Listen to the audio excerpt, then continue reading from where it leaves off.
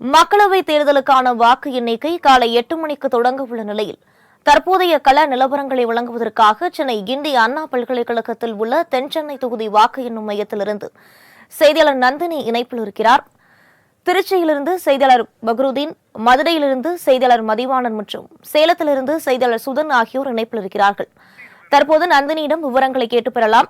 வணக்கம் நந்தினி, தற்போது நீங்க இருக்கக்கூடிய பகுதியில் வாக்கு எண்ணிக்கைக்கான ஏற்பாடுகள் எந்த அளவுக்கு செய்யப்பட்டிருக்கிறது, விவரங்களை பதிவு பண்ணலாம்.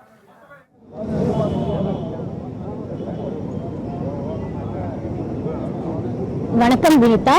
மக்களவை தேர்தலுக்கான வாக்கு எண்ணிக்கையானது நாடு முழுவதும் இன்று நடைபெறுகிறது. தமிழகத்தை பொறுத்தவரையில் 39 நாடாளுமன்ற தொகுதிகளில் ஒரே கட்டமாக கடந்த ஏப்ரல் 19ஆம் தேதி மக்களவை தேர்தல் என்பது நடைபெற்றது. இந்த நிலையில்தான் மக்களவை தேர்தலுக்கான வாக்கு எண்ணிக்கையானது இன்று நடைபெறுகிறது. சென்னையை பொறுத்தவரையில் 3 இடங்களில் இந்த வாக்கு எண்ணிக்கையானது நடைபெறுகிறது.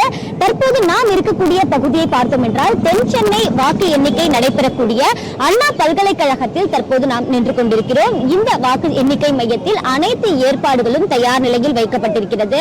தற்போது வரக்கூடிய அனைவருமே முழுமையான பரிசோதனைக்கு பின்புதான் உள்ளே அனுமதிக்கப்பட்டு வருகிறார்கள்.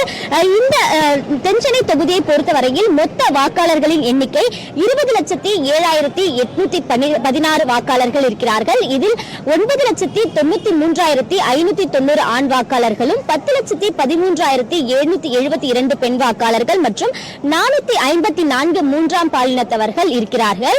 குறிப்பாக பார்த்தோம் என்றால் இந்த தொகுதியை பொறுத்தவரையில் 54% வாக்குகள் என்பது இந்த மக்களவை தொகுதியில் பதிவாகி இருக்கிறது. சரியாக காலை 8 மணி அளவில் தபால் வாக்குகள் எண்ணும் பணி என்பது தொடங்கப்படும். அதன் பின்னர் மின்னணு வாக்குப்பதிவு இயந்திரத்தில் பதிவான வாக்குகள் எண்ணும் பணி 8:30 மணி அளவில் சரியாக தொடங்கும் என தேர்தல் ஆணையம் சார்பில் ஏற்கனவே அறிவுறுத்தல் என்பது விடுக்கப்பட்டிருக்கிறது.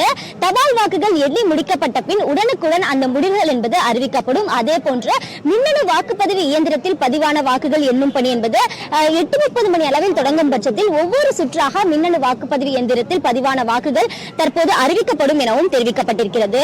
தென்சென்னை மக்களவை தொகுதி வாக்கு எண்ணும் மையத்தை பொறுத்தவரையில் 503 பேர் வாக்கு எண்ணும் பணியில் ஈடுபடுத்த இருக்கிறார்கள். அதில் 132 நுண்பார்வையாளர்கள், 138 மேற்பார்வையாளர்கள், 140 வாக்கு எண்ணும் உதவியாளர்கள், அலுவலக உதவியாளர்கள் 120 பேர் பணியில் ஈடுபட இருக்கிறார்கள். தென்சென்னை மக்களவை தொகுதியை பொறுத்தவரையில் மொத்தமாக 6 சட்டமன்ற தொகுதியை உள்ளடக்கியதுதான் இந்த தென்சென்னை மக்களவை தொகுதி. குறிப்பாக அதிகபட்சமாக சோழிங்கநல்லூரை பொறுத்தவரையில் 30 மேஜைகள் அமைக்கப்பட்டிருக்கிறது. தமிழகத்திலேயே அதிக வாக்காளர்கள் இருக்கக்கூடிய தொகுதி பார்த்தோம் என்றால் சோழிங்கநல்லூர் தொகுதிதான். எனவே 30 மேஜைகள் அமைக்கப்பட்டு வாக்கு எண்ணிக்கை என்பது நடைபெற இருக்கிறது. அது மட்டுமல்லாமல் தென்சென்னையில் 342 கண்காணிப்பு கேமராக்கள் மூலம் வாக்கு எண்ணிக்கை என்பது கண்காணிக்கப்பட இருக்கிறது.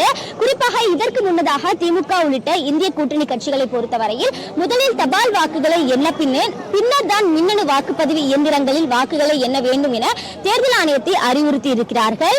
இந்த தொகுதியை பொறுத்தவரையில் முக்கிய வேட்பாளர்கள் களமிறங்கக்கூடிய தொகுதியாக இருப்பதால் மிகவும் கவனிக்கத்தக்க தொகுதியாக இந்த தென்சென்னை தொகுதி என்பது பார்க்கப்படுகிறது.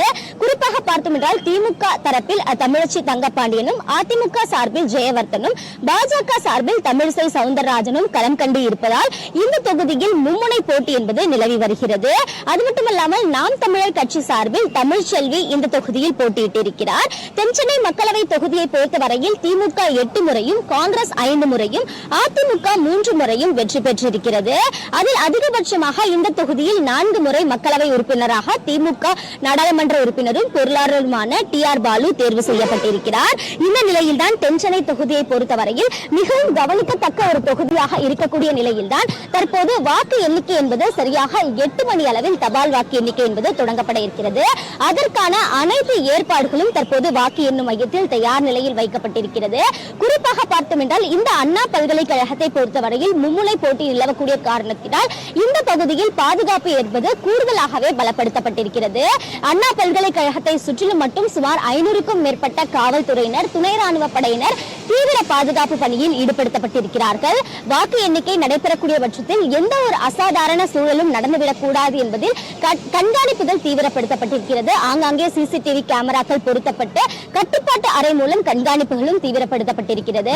அந்த வகையில் தான் மக்களவை தேர்தலுக்கான வாக்கு எண்ணிக்கை என்பது நாடு முழுவதும் இன்று நடைபெறுகிறது. சென்னையை பொறுத்தவரையில் தென் சென்னை தொகுதிக்கு உட்பட்ட அண்ணா பல்கலைக்கழகத்திலும் இந்த வாக்கு எண்ணிக்கை நடைபெற இருக்கக்கூடிய நிலையில் அதற்கான அனைத்து ஏற்பாடுகளும் தற்போது தயார் நிலையில் வைக்கப்பட்டுள்ளது குறிப்பிடத்தக்கது.